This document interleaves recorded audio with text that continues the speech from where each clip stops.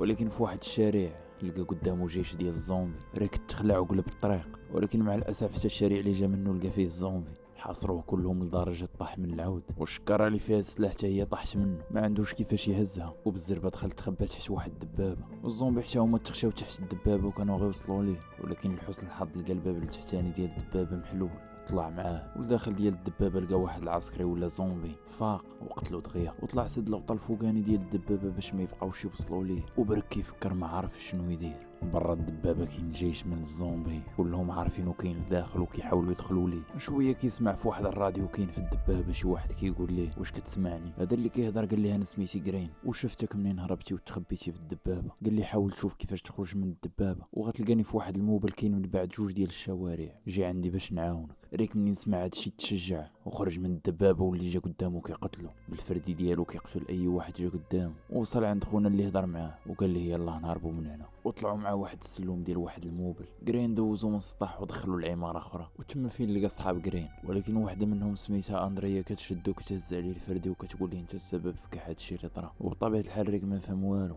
واحد منهم سميتو موراليس نزلوا لتحت ودخلوا لواحد المغازه، وكيبان مورا الباب باللي كاين بزاف ديال الزومبي كيدقوا وكيحاولوا يهرسوا الباب.